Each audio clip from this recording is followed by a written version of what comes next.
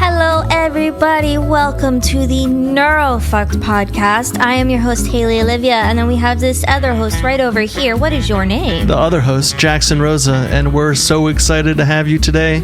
It's season 2. Haley, are you excited as I am? I am, but I'm trying not to be as excited while we're filming. We're trying to tone down our excitement, and it's really hard. It's bursting I from giggle every seam. so much. She's you a know giggler. how hard it was for Jackson to edit, and I get to edit this season, so I'm not laughing as much. Yeah, we're making some changes around here. Okay, let's enjoy the episode. It's time for Neurofucked Podcast with your host, Jackson Rosa, that mischievous motherfucker. Haley Olivia, what's your name, girl? You on the spectrum? And Terrence. We've got autism, ADHD, OCD, all the D's. We got stories and artists from all walks of life. It's time to get fucked neurologically. Okay. Let's intro the show here. Yeah, of course. Okay. Thank you, Jackson. I've become a robot now. We have the wonderful Vaughn here with us. He calls himself the Black Bruce Wayne. He's a writer, he's an actor, and we're so excited to have him here. Is there anything you would like to say about yourself? We were just talking about this. Like, say something about yourself. I know. About to malfunction. Like, I have legs. And, I have 2 arms. Yeah. I recently discovered. You're going, okay, wow. I know a lot about myself, but in this moment, I don't know a lot about myself. As soon as someone asks, What do you mean when you say talk about myself? Like, do you want to know all my trauma? Exactly. Or do you just want like some factual information about Batman? Well, this is where the actually asking good questions comes into play. So Wow, thanks. I did ask him a question. You did ask him a question, but let's get a little.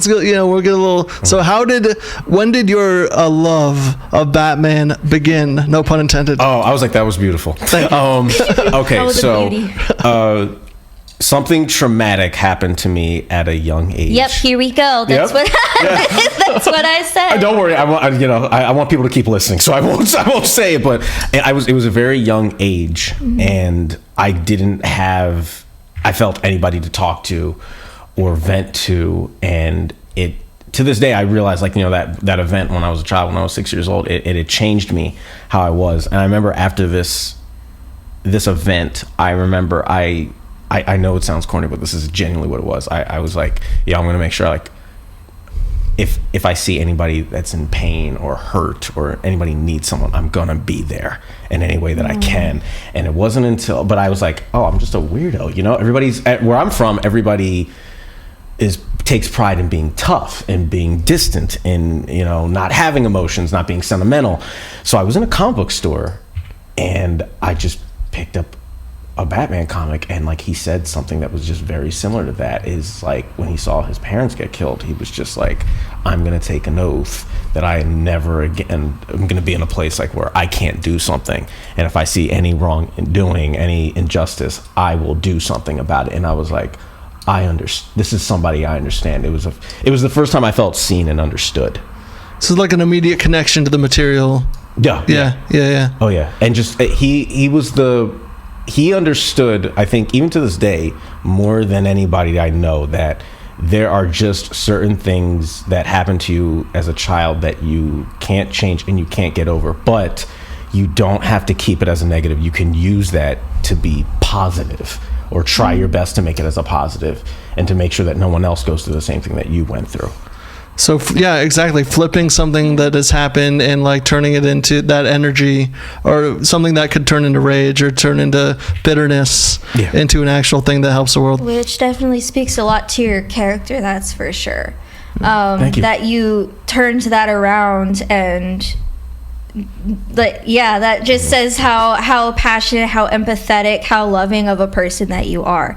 I kind of just gathered that from before I even actually met you. I was like, oh, this guy is really cool, because I saw like all the things you were posting and how Galen spoke about you and things like that, and I was like, okay, yeah, I think he would be perfect to be on this show. Oh yeah. Yeah. I really appreciate you saying that. Oh yeah, really of do. course. Yeah. Yeah. Welcome to the club. Welcome. You can never leave. We have we also are starting our membership fees. No one's over there. Well, what do you think my suitcase was for? I'm down. So tell us about the age that was, and then like where are you from originally? What was your background? I'm originally from Atlantic City. I call it Gotham all the time, but yeah. Fitting. Yes. Oh yeah. It's because Atlantic City, at least I didn't realize that my upbringing and things that I experienced, things that I witnessed, I didn't realize that it was not normal. I didn't realize that it was extreme until years later, because you think your experiences are universal, and then you hear someone else say like, that's not normal at all. And I saw things and it went through things that a kid should not go through and experience, and I think but I wouldn't change it. I had a very fun, funny, fucked up life. Oh yeah. But it's helped like me be the person that I am. I think the thing about having fucked up experiences is that you creates actual character in someone. Yes. Like, so it's like, I'm not saying that someone should be forced to go through any horrible experiences, but to be in an environment that has a lot of characters, that has a lot of different odd individuals or types of people. And also my thing about that is like, I think from a character creation standpoint, if you're a writer, you draw from meeting the most insane people on this planet. I mean, personally, I do. When I've done film work, I think that is like, you just pull from like these random experiences. You build characters based on a few people that you've met over the years or whatever. But do you feel like that's anything? Do you ever do that from your experiences in Atlantic City? Oh my God, yes, all the time. I wrote this hood film that I'm turning into a hood TV show, and it was based on my adolescence. And I remember I had a table read for it, and people were like, "Oh, these are such interesting characters and stuff like that. Like, where did you come up with it?" And I was like, obviously, the artistic license for like the plot and like what's going on, that's all me. But I was like, these are all inspired from actual people. From the villains, from the heroes to like dynamics and stuff like that. And it's, I mean, one could argue like everybody has an interesting story, whether they know it or not. And I feel like you can pull that from anything. But I feel like this is probably the most arrogant thing I'll say. When someone is interesting, you can put them in a dynamic with anybody. That's still automatically going to be an interesting dynamic. Yeah, it's just like well, that it's not offensive to say that. It's just the truth. If some and I mean, your ability, like what you're doing here with creating this script and using people, like people you already know, like that's how you're able to write them. Yes.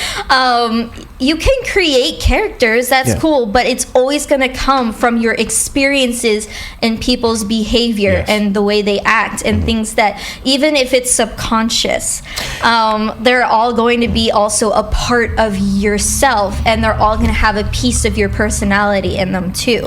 That's how you connect to them and write them well. Yeah, I think I just saw Fantastic Four. I think at the end, like there was like a quote, I think by Jack Kirby, I think, where he mentions like, a piece of me is in all of my characters. Yeah. So yeah. When did you find your way out to Southern California, and tell us a little more about like when you got into performance and then also writing? So I had seen Wonder Woman with this girl that we were sweet on each other for years, and we had seen Wonder Woman. We came back and I dropped her off at her house, and so I was like, "Yo, that was a great movie." And she was like, "Yeah." And so she was like, "We should run away together." I was like, "Where do you want to go?" I was down. Your eyes are like, I was like, "Let's do it." Like, there's nothing left here for me in Gotham, and so I was like, "You're like, we're playing on the story still.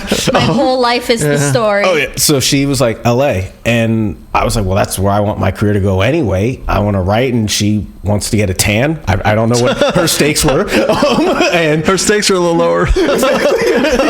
So I had gotten 2 other side jobs. I saved up all my money, and I got enough money and I saved enough that I got in like an apartment out here, everything like that. Everything was all set up, and at the last minute, she didn't go. And I begged her. I was like, I can't do this alone. I was like, I don't have the emotional strength to do. I was like, I need a cheerleader. I need someone that's in the trenches with me. I was like, I'll fail if I go out there. And I begged her for like an hour. An hour. I took her to a special place, like a place like I go to the beach at night, at least back home, because my senses are just like, they're both like relaxed but heightened. It's definitely. I know what you're talking about. Okay, so and she basically said she had to go with the devil that she knew, and I think a lot of people feel that and think that, but she just happened to be saying it out loud. So I actually came here thinking I was going to fail. And it was in 2017. I'm thinking, I was like, okay, I'm just going to jump in the deep end of the pool. I'm like, might as well just try everything. I'm like, I'm going to be going back with my tail between my legs. Ironically enough, never went back. I thought I was going to last here like a month. Not everyone is built for that, though. Not everyone, and that's okay. If you want to stay where you always were, if you want simple, that's perfectly fine. It's your life. It's actually not fine. But Jackson, go away. We're being sentimental here. I know you or can't empathetic. do that, but yes, and I know you're not. I'm very empathetic. I just want to judge people that stay in their hometowns. But anyways, where I was, because I'm very ADHD, and now I am off the track.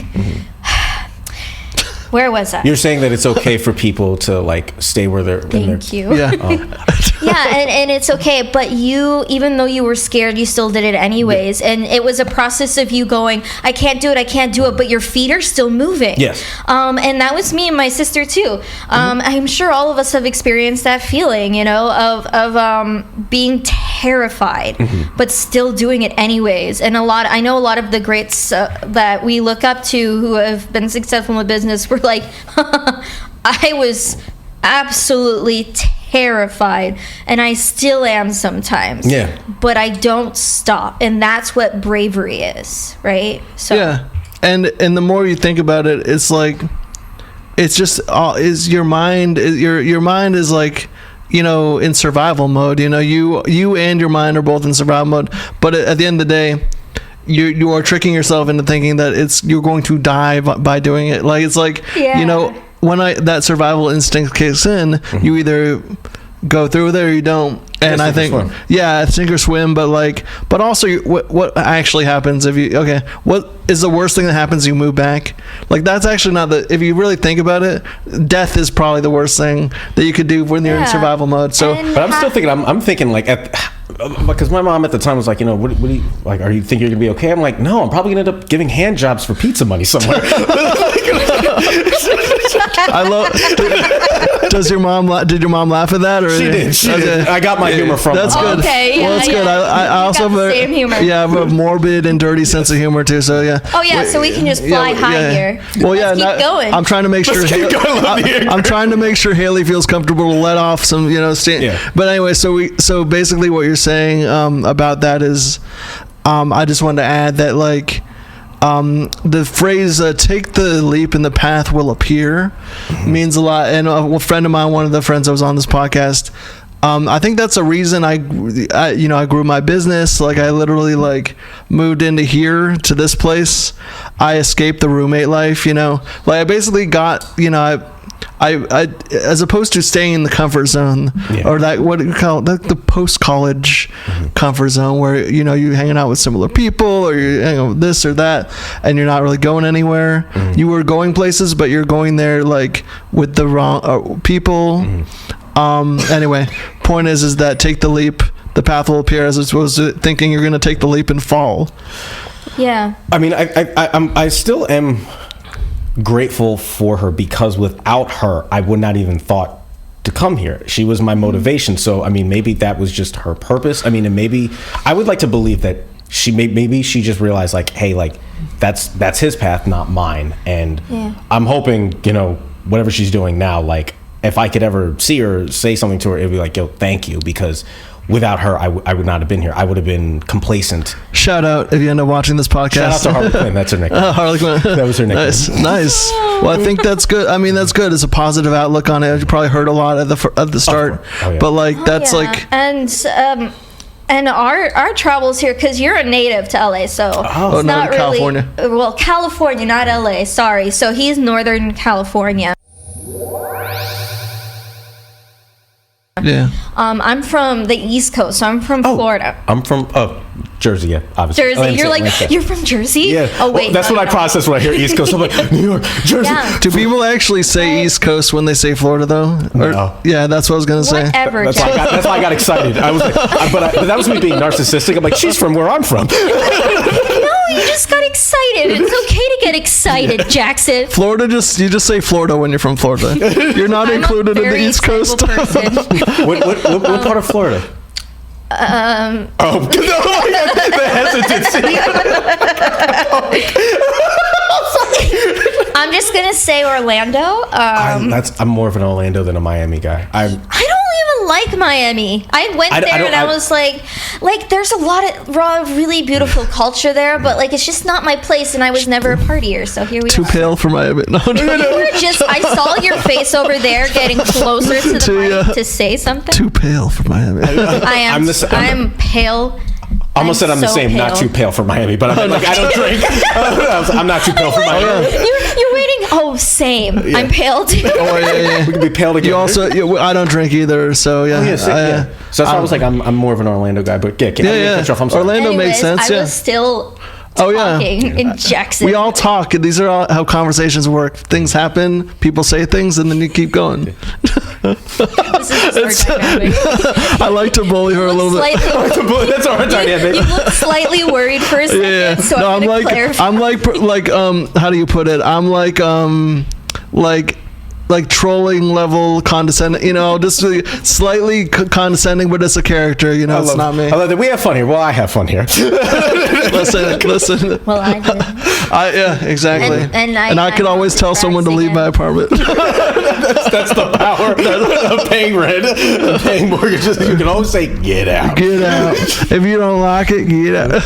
No, I love Orlando, so like I'm a Disney freak, so I'm a Disney dork. I grew up in Disney, yeah. Yeah, that's Why did you point to me? You're like, I'm like, look, Disney freak. We could be Disney dorks together. Oh, yay. That's awesome. Woo. I'm like a middle of the road, like I'm like neutral on it. You're healthy with it. Yeah, I'm healthy. Yeah, exactly. That's the terminology used. Oh, so you're healthy. I am. I actually have a party trick that I used to do at parties, which was that I could just look at someone in the face and tell if they were a Disney freak or not. Yeah, people. Pause. Do you never knew that? What did you do when you saw me? What is the tell? So I knew that you were because I did the test on Sarah too once. But it's a read. You literally just look at someone in the face and you just and you say, I can tell if anyone's, Do you cheat? Do you like start? No. I just be our guest, and if they finish the song, there's two levels to it. I'll give you there's a little bit. And then he walks away. There's a little bit of there's two sides to it. There's one's the expressions that they show naturally through excitement is how I tell. The other one is the pain in their eyes. And the third thing is like essentially if you say I'm really good at this is my party trick and then you tell them what it is, I can tell if anyone's a Disney freak or not, and then you also kind of judge how they react to that too. But it's all combined in that, and then I can just tell, and I was accurate like 99% of the time. That is a really cool trick. And there's three levels. There's Disney freak. There's middle of the road. Like I can live. I like some of the classics. Yeah. And then there's anti, and the antis are actually harder to read. But there's yeah. Anyways. No, I won't go back to Florida. So back to Florida. My favorite place on earth is Universal Studios in Florida. That is my favorite place on earth. I really want to go. You should. Yeah, I've actually never been to Florida. So in general. Anyways, there was a question that I wanted to ask before we completely sidetracked here. It was what we were originally talking about. Time expectancy and getting places and and how that is being in performing but also being neurodivergent and everything, and how you process time differently. So I got into performing that. I mean, I've told this story probably ad nauseum. We haven't heard it, so it's okay. Okay, all right. So I feel better. All right, thank you so much. So when I was a kid, I believe I was watching Indiana Jones and the Temple of Doom, and I was like, oh, I want to be like Short Round. I want to be an actor. I believe it was that. It was that, or it was a kid show, something where there was a kid in it. And so when I said I wanted to be an actor, my father was like, "Oh, well, you're too ugly to be in front of a camera." And my brain, my autistic brain, didn't even process, "Oh, he's being cruel." I'm just saying, "Oh, he's just telling me a fact." So I'm just like, "Oh, okay, I'm ugly, so I can't do that." So acting was something I always kind of wanted to do, but it was just obviously laid dormant because I'm like, "Oh, I'm unable to do this." And it wasn't until college where a professor of mine, because I went to school for playwriting and screenwriting, and so they wanted you to take all facets of film. So you had to take like acting for the stage, acting for the screen. And my professor, she pulls me to the side after I was done my midterm, which you had to do a monologue. And she was like, "Hey, like, you know, she was best friends with my mentor. And she was like, "Oh yeah, Bruce has told me, like he's shown me your work, and I really do like your writing." She's like, "Bruce, I know, isn't it great?" Of course, my mentor is named Bruce. That's probably half the reason why I chose him as my mentor. But you're like, it's my hyperfixation. It's a sign. It's a sign. Exactly. He's like, I'm not a writer. It's like, it has nothing to do with that. No, but no. So she says to me, "You're really great at performing. Have you ever entertained acting?" And I said, "Yeah, every day." She was like, "Well, maybe you should pursue it." I was like, "Oh, I can't." She's like, what do you mean?" And I'm looking at her like, you know. And she's like, "No, I don't." I was like, I'm ugly." And she's like, "Oh my God, sweetheart, no." She was like, "You're not ugly." And she was like, "And even if you were, there's a place for you in Hollywood anyway." And so I kind of had that story with me. And when I got here, I'm like, it was 2017, so I'm like 28. And I'm thinking, I'm going to be a rebel. I'm going to act in something. And it was this scene study at CSUN, I believe. It was a scene study, and what they didn't tell the actors, I obviously I auditioned. It was like a Good Will Hunting reenactment. And what they didn't tell you is that all the filmmakers, when you're done your scene, they critique it. Some actors couldn't even handle it. People walked out. People were upset. I'm like, well, I can only get better if they tell me, like, you know, what it is. I mean, unless, you know, they're saying something just mean, like, "Oh, like that was a bad scene and I think you have a small penis." I'm like, that's not necessary. You're like, here's the line. Here's the line. This is where the line is. This is where you are. So before this point, have you ever been in a session like that before? So, No. You didn't know about like the feedback process or anything? Not at all. So you had this, you were like, "Oh, this could be like horrifying or horrible." I thought it could be helpful, actually. Or helpful. Yeah. So you had a positive outlook, which was good. So tell what happened. I was like, I'd never done it before. So I was like, of course I'm going to suck at this. So I go, and me and my scene partner, I'm like, okay, I'm just going to go for it. I'm just going to jump at the deep end of the pool. Kind of like me coming to Cali. I'm like, I might as well just give it my all and say that I gave an honest effort. Mm-hmm. There was a pause. No one said anything bad about it. Mm-hmm. They said they loved it. And I had these future filmmakers coming up to me saying like, "Hey, can you audition for my short film for this and the third?" And I'm like, I was like so touched. Yeah. And so I was like, let me keep trying. And it just, one thing led to another, and it kind of just, in a positive way, it snowballed. That's awesome. That's incredible. You saying you truly believed that you were ugly as fact is crazy. And crazy that your dad would say that about you. That was one of the nicest things he had ever done. That's to show you how not good of a person he was. Yeah, that's like no. It's pretty bad. No one deserves that experience, but no, they don't. I'm really glad you met that teacher who looked at you, and you didn't even say that you thought you were ugly. You just looked at her like, "Oh, it's obvious. Why would you think I could be an actor? It's because I'm ugly." Yeah. And it's not like. And my experience is completely different from yours, but I definitely understand growing up thinking you're ugly, because I thought I was ugly my entire childhood. And it's not that my parents were telling me I was ugly. It was me having a twin sister who I love dearly. I'm so close to her, but she was always seen as prettier. She was always seen as more... Are you okay? Wrong. Do you need water? Oh, yeah. No, just it's all good. Yeah. No, I've been wrong piped before. Um, I'm going to use that as an expression now. I've been wrong. That actually sounds horrible. Yeah, sounds horrible. Yeah. But yeah, your sister, you said. She was always she was always seen as prettier and more desirable than me. That I literally did not realize I wasn't as ugly as I thought I was until I was 26 years old. So you do understand. Yeah, you can relate to, like, no. Not to the level of you. I will say my experience is different, but I do get feeling you can't get cast or do things. Like, I thought I wasn't being cast because I was just extremely ugly. So and not just because you were a bad actress. No, I'm just no. They're gonna fight eventually.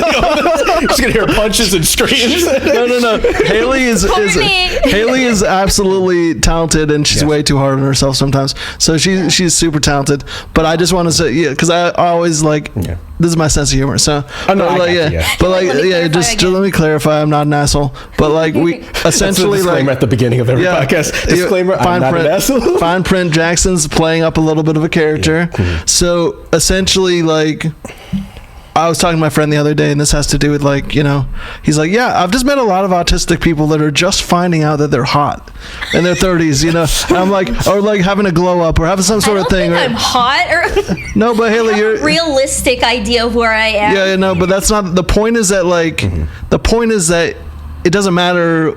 Like someone there's a lot of guys out there that think you're hot, right? There's women out there who want my type, and there's women out there that want you. But there's a thing that is built in when you have discovered that you have some sort of ailment, or that you think that you have something that's really crushed your confidence or the viewpoint of yourself. So what I mean by that is people, there's some people that are just waking up and realizing, I'm attractive to people. Wow. I think it's because, well, not just because, but I think, just like you said with your experience, autistic people, because we're observant, we're seeing what people are usually drawn to. We're watching that TV that's telling us, like, this is what's attractive. With this personality, with this face, they walk like this, they sound like this, they think like this. And we're thinking, like, at least for me, I was like, well, I don't sound like that. I don't walk like that. I don't talk like that. And we're told that we have to be babysat. Yeah. We're told that we're like I'm Well, I mean, sometimes I have to, but like he texted us this morning in the group chat for our podcast. Terrence and I, please make sure that you remove everything from your back seat so you have room to put the desk in there. We were like, thank you, Jackson. Well, yeah, no, I'm just, or helpful reminders, if you're done with the drink, throw it out, or if you're if you. I'm so bad. You know what? So the other day, because I used to be even more horrible with that. Turned around with wide eyes, he's no. So I basically So yesterday, when you came over, we worked on the set a little bit. We did the new sign here. It was wonderful. Haley put this wonderful circle together, purple circle. But essentially, she asked for a drink. I'm like, I'll get you a drink. She left, and there was 2 sips taken out of the top. I was like, oh. I'm so sorry. I was like, I should have actually sent you home with it, but still. He sent me home with 2 new drinks and a snack.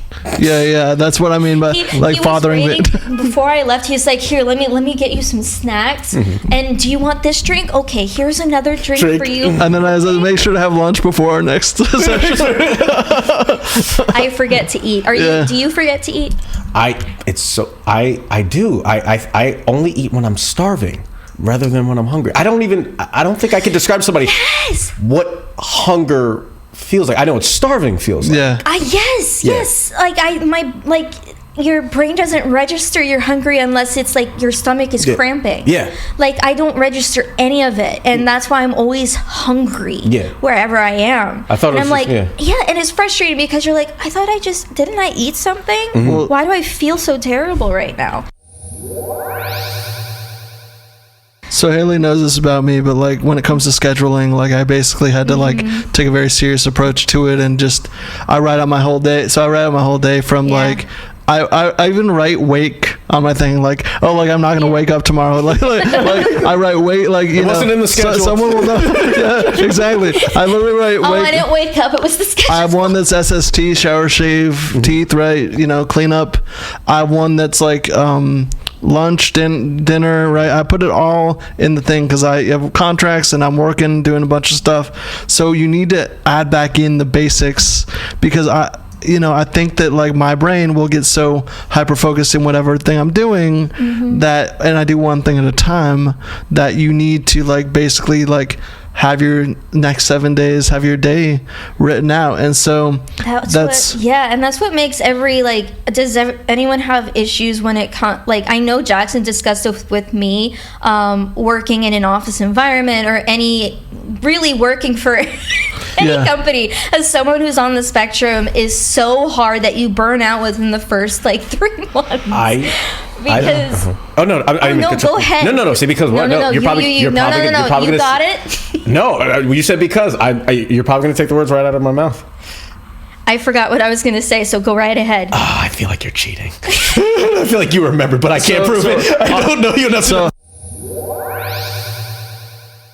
okay. Office job or no office job? I was like, I can't work in a regular 9 to 5 because of like. So I used to work in a spa. I do miss the simplicity of it because customer interaction was very minimal, because they're literally there to relax. But like there's certain things that go into jobs that like I don't have, like that over tending to. I don't have that, because I know this is probably an issue that I have, is like, because I know that I'm very simple. When I go somewhere, I'm like, just give me my things and leave me alone. So I would assume somebody else is the same way, but a lot of people, like, they want you to be like, do you need this? Do you need that? Do you need a drink? Do you need a towel? You need me to tickle your balls? Like they say all these things. Maybe you do better in Europe if that were the case, Probably. like because they're just like, okay, food. Yeah, there you go. And they go away forever, But even my boss like texts me a lot, and there's a lot of chaos because it's the nature of the industry. So you don't have the ability to plan anything or have any sort of consistency. The only good thing that I can do for them is like, I do like making order out of chaos, but like when I have to like, I don't say regulate someone's emotions, but I guess when I have to pander to it, I don't know how to do it. Like when a customer's upset, I give them a solution, but they don't want that. They want extra stuff. So like dealing with a girlfriend. All right, Jackson's trying to make sure I get single for the rest of my life. No, listen, no. Swipe left, ladies, on Hinge. No. This guy's great. In the description box, everybody. No. No, it's true though. It's like it's a communication style thing. That's a lot of people say that. It's not just me. It's just a thing where if someone's asking you for to be emotionally involved in the conversation versus to be solution seeking. So it's I think that's just a skill that can be developed over time. It's just not so natural. But it's also very conflicting in work environments. Are you I know you're autistic, but are you ADHD or no? So you're just autistic. I'm ADHD and autistic, so I'm the combo. So I crave structure, but also crave chaos. That's so it's a very confusing combination. So there'll be days where I'm like, I want to go. This job's fine. I love doing all these things, and then I have days where I'm like, please just let me just have some sort of structure, and it gets really confusing, and I don't know how to tell someone that. I don't know how to explain that. And most companies, they're just going to be like, what? And they're not going to cater. They're not going to accommodate it. Even if you had just one, they wouldn't want to accommodate. So like to have both. Yeah. No, I think sometimes you are the chaos, and sometimes you need a break. Yeah, it's like, so but it is granted, it is very confusing. But yeah. I think it like we tend to overcomplicate to how we explain it to someone who's like maybe overcomplicate. Because I think there's a tendency when you have something like this to then over explain to someone and to share your diagnosis and be like, well, if you only knew about how my brain works, and they're like, I don't care how your brain works. Exactly. I need these replies. I need these But then they'll question as to why ABC wasn't done. It's like, I tried. I genuinely tried to let you know. I experience that all the time. Yes, my boss doesn't like explanations. He just wants you to do it. But being on the spectrum means you really need to get that explanation. Terrence will understand this. Yeah, I think that like religiously, I do understand this. He's like, hold on, I'm taking the camera. Oh my god. He's like, I'm not making excuses. I'm just explaining how I got here. I have to go into a very long journey. I'll explain like, oh, this is why I did this thing and this thing and this thing. And sometimes it's just, well, I don't care how you got there. I just that's not what I asked for. Yeah. When you explain something to people, they think that you think they're stupid. And so like that they're not. And I'm like, no, I don't think you understand why. You just want to make sure I want to make sure I'm clear and concise. Exactly. Yeah. The idea of like attachment styles combined with the autistic traits. So like if you're a people pleaser, if you're like someone like that, and you happen to have a confusion around what, if friends are leaving, I think it's very clear that you maintain friendships with a healthy amount of space and dignity and private. Like you don't. But if you go around wondering why everyone's leaving, people are going to leave. You're basically writing the passageway. You're writing that path forward, because if that's the only thing you're thinking about when you have a friend, is when are they going to leave? I understand. That's the whole time. And so that's kind of my slight diagnosis, because when you're attached, that's the attachment just needs to be healthy. I think I do understand where you're coming from. I think the monomania about, well, why did they leave? It's also, autistic people, we're problem solvers. We want to fix, we want to remedy, and we want to make sure it doesn't happen again. Or it could be just obviously overt empathy. It's like, well, we don't want to hurt someone again if I hurt somebody. Because I've told people before, I'm like, if I piss you off, I don't give a fuck. I'm like, that has to do with ego. But if I hurt you, I will do anything, because I never want to hurt somebody. Yeah. And I think my brain always goes to, did they leave because I hurt them? And that would kill me, Yeah. So I think I understand what you're saying. Like, it's to be so like fixated on like, why do they leave? Like, you might be doing a self-fulfilling prophecy and stuff like that. But I do think there's a piece of it that's like, I just don't want to have a repeat. I don't want a rerun of this. Yeah. I know I think about that whenever I make a new friend. It's like there's a gentleman I know, him and his partner, both of them, she's great, he's great. And in the back of my mind, I know I've said this, I'm like, I want to be your friend so bad. And he's like, you are my friend. I'm like, I always want to say, I'm like, I'm going to mess this up. And I don't know how, I don't know where, I don't know when, because no one gave me the courtesy of an explanation on the way out. I'm like, you could go, it's fine. I don't want to keep prisoners. I don't want to handcuff someone to me, but I'm like, just tell me what I did on the way out, so I don't do it to someone again. Yeah. And I think that's just because you want to like be able to learn from it. And I think that, there's this thought that people that are on the spectrum might not be self-aware, and we're just very over time become very self-aware because of our distinct experiences. So what you said about that is true, because I speak very flippantly. I speak very openly with people. I tell them stories, or I tell them or I'll say something, I'll roast someone just a little bit, but like everything I do is out of fun and based in love. And so, over the years, I've always there's been a few instances where someone from my hometown or like community said, oh yeah, Jackson said something to me once just sporadically, and I just never wanted to be his friend again. I'm like, so why didn't I ever know this? The person had to date this person so it's just I never fucked with him after that. And I just what did she say that I said? And I said, he said something about because I had Tourette's when I was younger, a Tourette's diagnosis, and someone in one of my bands also I think had it but wasn't confident about it.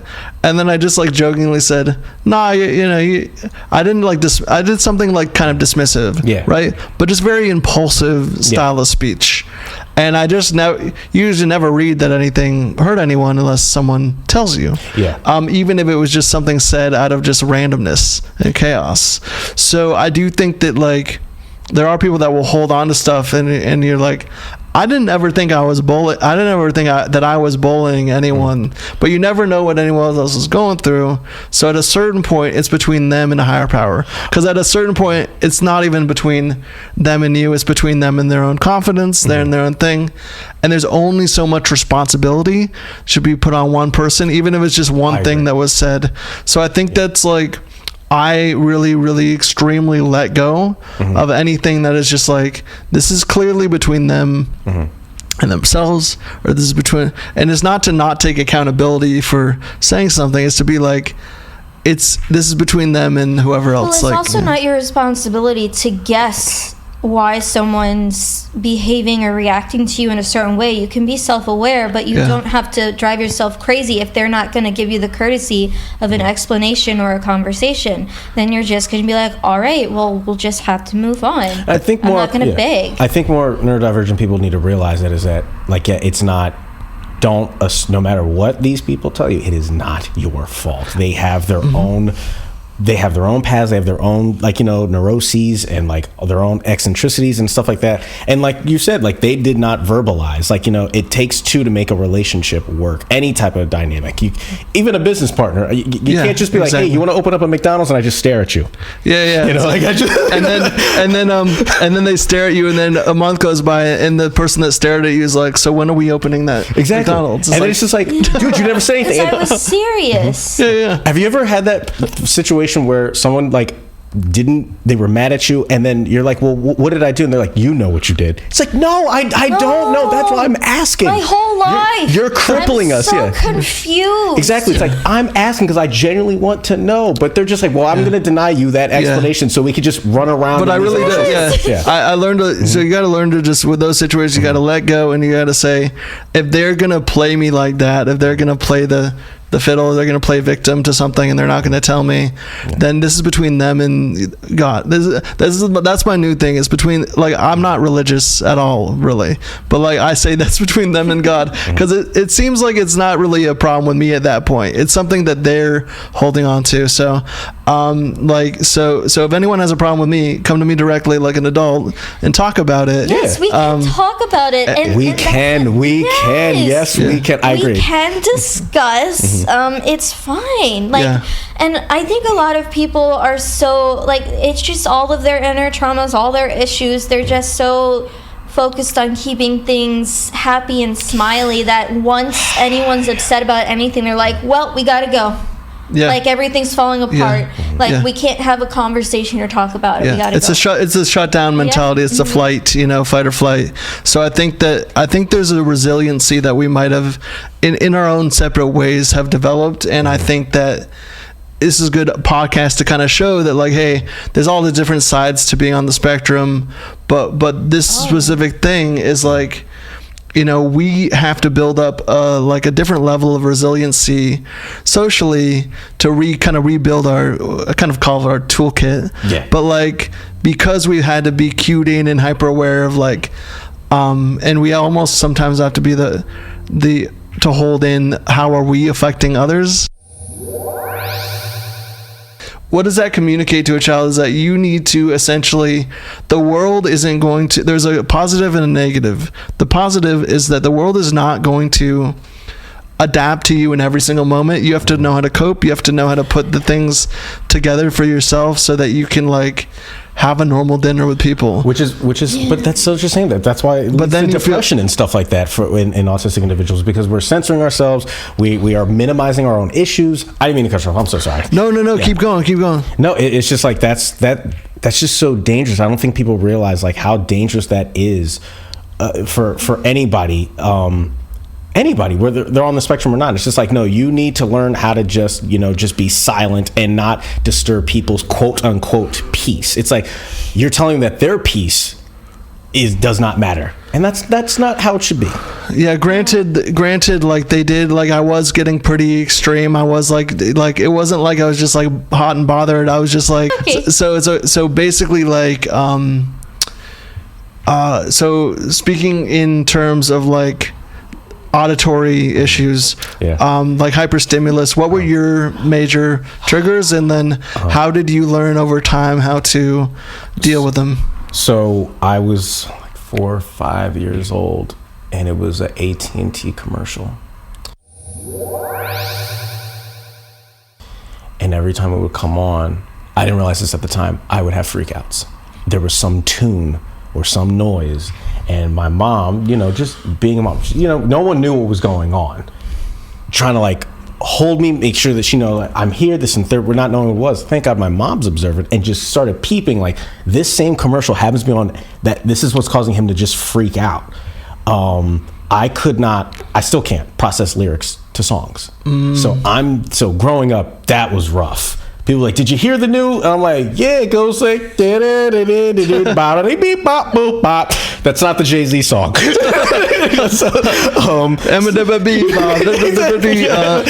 I heard all the beats. It mentions the girl, and then she goes in the store.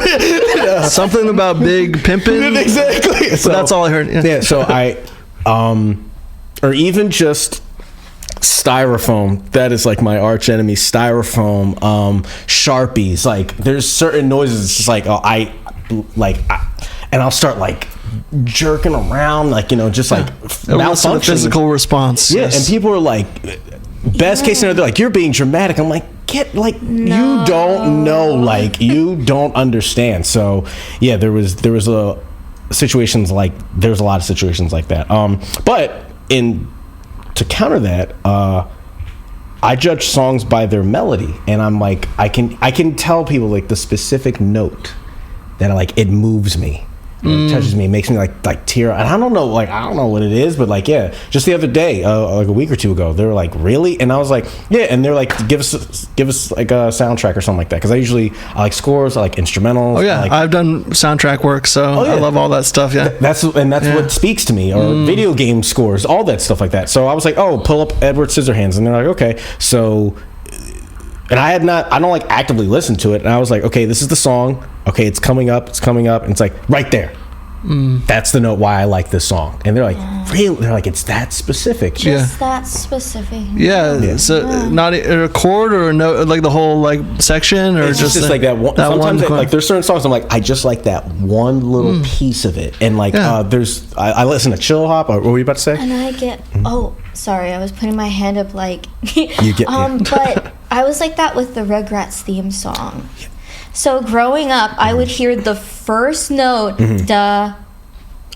So you get it. And I would be like, yeah. And I would get like so excited. I would scream, Rugrats! But that's excitement. That's not like panic, That's different. Well, no. I'm referring to the music. What he likes, But if you're talking about panic, it just triggers your a feeling and emotion for you, like that one piece. But if you're speaking of neurofucked, it's like that's all. But like music does trigger a certain part of your brain. It's like I don't know if you read the Oliver Sacks book, like Music in the Brain, which is a great book. It's about neuroscience and specifically music, and how like it just really activates a different part of the brain. That's why it's soothing, and that's why if you play music and you're on the spectrum, it's like it taps into a completely different world of your mind where all the other issues that you have are not relevant.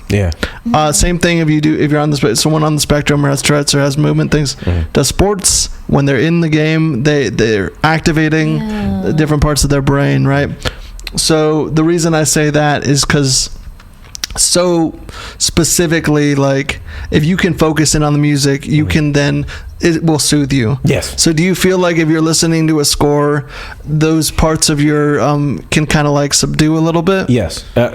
You completely took words right out of my mouth. Yeah, it's that. It's also, like I said, going to the beach at night, the sounds that I hear of like the ocean, just like all those things. It's like a night beach, beach at night. Yes, beach at night. Hyper fixate on certain songs because I will have a few select songs that I will listen to for months straight. Yes. Over and over and over. My Apple Music will snitch on me. They'll be like, yeah, this fool has listened to this song 4,372 times. When they do the music and review, they're like, oh no. I'll ask people, like when I'm driving in the car, I tell them like, yo, you just picked the song. They're like, why? And I'm like, because I'll put the thing on repeat. I'll put this show. I'll listen to this.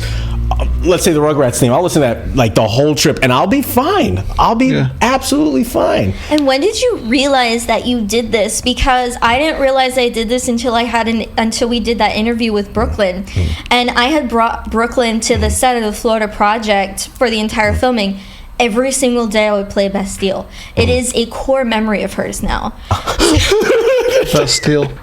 Because that's how much I played. It's otherwise called brainwashing in other places. It's also CIA torture too. But anyway, wait. So wait. Is it the one that goes? Ew, ew, ew? No, I listened to the same soundtrack, one of their albums, and I would play it on repeat to and from. Okay, that whole album. So you weren't looping a song the whole way. Oh no, I did loop a song, but Which one I was would it? loop a song for like 15 minutes, and then Brooklyn would be like, Haley, is there any other song on the soundtrack? Just tried it out. She's like, I want to listen to it. Poor girl was like, she's like 6 or 7 years old. And, She was 6. Yeah, and you're just like, she's like, is there any other music in the world? On the planet. Poor girl. And even the galaxy. I found out because when I was a kid, my mom told me this. I remember this.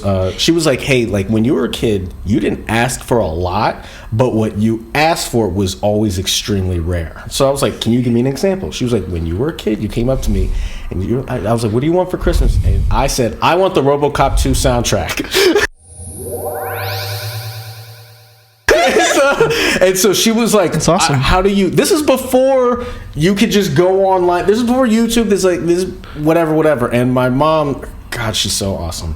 Mm-hmm. She got me the RoboCop collection, and she was like, just watch the movie. So this will show you how old it was, because it was VHS. I rewound that movie so many times to listen to that score. It messed up the tape. So I told her that. I was like, I can't listen to the soundtrack anymore. So then she was like, okay. I want to say a couple weeks later, she gets me a computer, and she's like, this program is called LimeWire.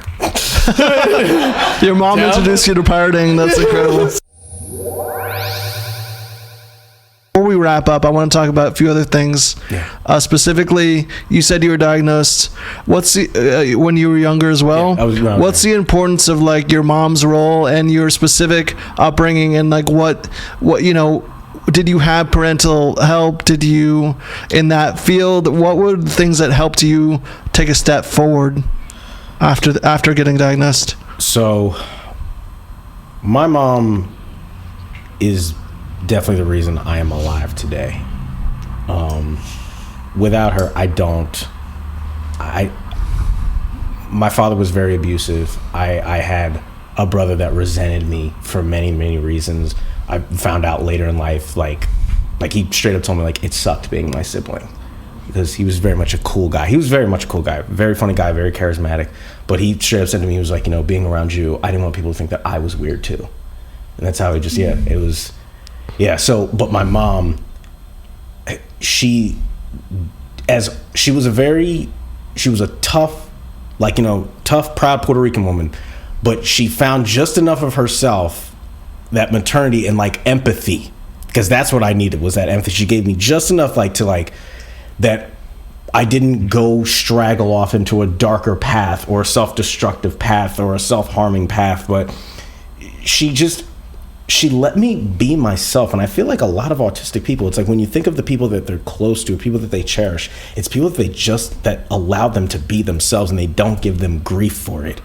I would say there was just certain things that this is a weird thing, but I always had to have dessert before dinner. Even if it was, and she didn't, for her it was it's not a big deal. All right, have the cupcake. As long as you're eating the was that your ritual? You think it was a ritual? It's still a thing now. I don't like having dinner first, and I've broken down why you should have dessert first, especially at a restaurant, just anything like that. But anyway, favorite dessert, by the way, real quick. Ice cream. Okay, just any type. That was so fast. Yeah, ice cream. Ice cream, yeah. 'Cause I have no other vices. I don't drink, I don't smoke. I don't do top three flavors. Go. Cheesecake, banana, genuine banana. Okay. Not vanilla with banana extract. I know the difference. And chocolate. Oh hell yeah. Okay, cool. Yeah. Awesome. But just the things that my biggest thing, I loved movies, and she would watch them with me, and I used to only speak in movie quotes. That's how I communicate with people. I didn't know how to talk to people otherwise. And since she was a cinephile, she would talk back with me. She was also very blunt, and she let me know in a very like I said, very calm, soothing way, like that things will be hard for me, but like that it didn't mean I was wrong, or that there was something wrong with me. You know? Yeah. This does not define you. Yeah. This is what something you have. My mom got me a book that says, I have Tourette's, but Tourette's doesn't have me. That's so funny and beautiful. Or she like, my biggest one of my biggest fixations growing up, I love puzzles. I know, stereotypical. Puzzles and trains. I know, very stereotypical.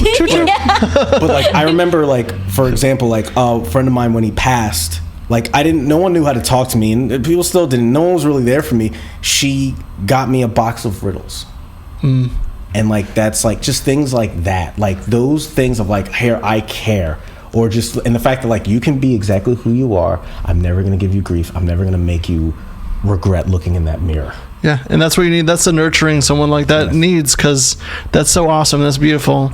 And so the reason I usually ask that question is because I think that a lot of our audience, might be other artists and people on the spectrum, but a lot of them need to send this to someone who like, I should have got some Kleenex. Yes. No, don't be ashamed. Let it out. This is your. Oh my gosh. This is Oscars. Emotional before. Yeah, no, it's okay. You're good. It's okay. So like, but that's like I think a very specific thing. I think people want to send stuff like this and information like this to parents too, because part of the whole equation is that understanding, and to deny your kid the explanation of why they are the way they are can be hard. It can create extra developmental or whatever. It can create extra issues. So because we're in a tunnel with no flashlight. Yeah, exactly. You gotta, you're in the Batcave with no headlights. Oh God, I love it. Right. I know just enough about Batman to help with some analogies, but I don't know everything. But like I was gonna say, so that's awesome to tell us that, because people need to hear with the parental styles that kind of go into this, and like.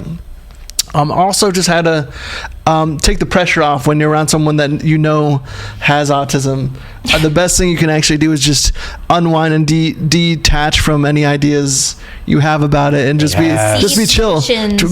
Be chill. Like treat me as anyone else. Treat me as someone who has maybe a little more banter than your other friends, but like it's like it's the same. Don't also, if something is said a certain way, don't automatically mean that they meant it in a harmful or offensive way. Yeah, because we don't mean to harm or hurt. Yeah, exactly. Except that Elon guy, maybe. Oh my God, I was like, he's not on our team. I feel like I had to do a press conference. He is not on our team. He is not. Saying, I repeat. Oh, he's autistic. And we're like, excuse me, but what are you trying to say? Yeah, we never claimed this guy. I think I want to be careful about where I use the autism card.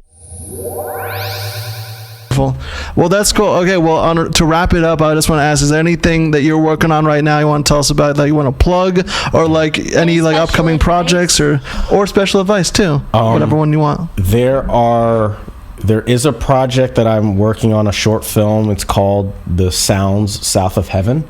It's based on my childhood and me and my mom's relationship, and it does address the abuse I got from my father.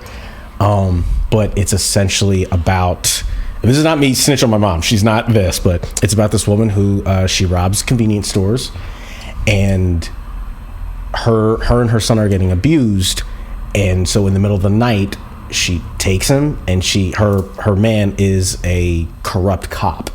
She steals some money, but her son is undiagnosed, and so a lot of the story is told through like the sounds that he's processing. Like we're only hearing dialogue that he can really hear, and like that, and we kind of, and I wanted to get across like my relationship with music in that it's just like he doesn't hear it like everybody else does. I mean, to this day I don't really know how people hear music. Anyway, so it's basically about this tough woman who has to kind of learn to be softer, because like she's always in survival mode just in general, but it's like, no, I'm with my child, we're out on the run, but he kind of has to learn how to like kind of get a little bit tougher, because like he's out in the world, and his father is like en route to find them and kill them. So wow. The tone is like No Country for Old Men. That's awesome, man. I wanted silence to also be like, I wanted people to feel like when he hears things and when he doesn't, you know? This is a great pitch. Oh yeah, I love it. Yeah, this is awesome. No, I'm like fully like. No, I visualize it right away. I love No Country for Old Men. I also thought about Taken for some reason too. Oh yeah, but like because like the thrilling feeling that someone is like that is after you, and then on top of it the actual autistic experience. So like that's awesome, man. That's super cool. That's a great elevator pitch too. So I'm excited to hear what happens with that. And and we obviously champion it, the Neurofuck podcast champions. We're excited. We can't finance it, but we can help. Can I just give a shout out to a few people? That of course, feel free. Mom, just talking about this with everybody here today. Thank you so much. Like my soul belongs to you. Like, thank you so much, Mom. I love you. My cousin, he has ADHD, and we're like this. We talk every fucking day. So his nickname is Arrow. He's the Green Arrow to my Batman. So nice. Love you, man. Jamal, his nickname is Mr. Terrific. I give everybody nicknames. That's like my close friends. He's also on the spectrum, and dude, I just love everybody. And Smarty Arties, they know who they are. We're just a group of neurodivergent individuals back home. So I just want to say, like, I appreciate y'all and everything like that. I want to appreciate y'all for inviting me here today. Of course, yeah, we're so excited to have you, and it's super great to hear your story. And I think we need to start an autistic group chat. I think we need to have our. I'm so. We're gonna get in there. I think we need to add some of our guests to our group chat and just let loose. Explore some of this stuff, and also, you're a friend of the show now. You're our friend now, so don't be a stranger. Feel free to let us know what's going on anytime. So, great podcast, everyone. Yeah. Great stories, great people. Great times. Give it up. Yay! Oh, that's for you too. Give it up. Thank you so much. Thank you so much. Thank you for chiming in, by the way. I felt so like you were so. I was like, he likes what we're talking about. Yes. I told him if he has something to say, get in there. Get in there. I had to find little ways to sneak in, so it's all about you mostly, but yeah. Thank you, Terry. Yeah, you found the right moments. So stop this. Are we still recording? Yes. Fuck. Everyone, thank you so much for tuning into the Neurofucked podcast. We're so grateful to have you here, and subscribe to us. You should do it on all platforms, Spotify, YouTube. We're going to also be doing some cool content where we're sending us out into the field and having some field days where we're just out there in these streets being autistic. Haley, do you have anything to add? Being autistic. Well, I think that also leads into a good point is what is autism? What is neurodivergency? What does it look like? Breaking those stereotypes. And yes, there's a lot of different versions of it because it's a colorful spectrum, and we're here to explore that. And we're so excited you get to explore it with us. Subscribe, and we'll put a little donation link. If you want to support the podcast, we're going to start accepting donations. Please. Porridge, please. You have some porridge? Some porridge. Some oatmeal. Some oatmeal.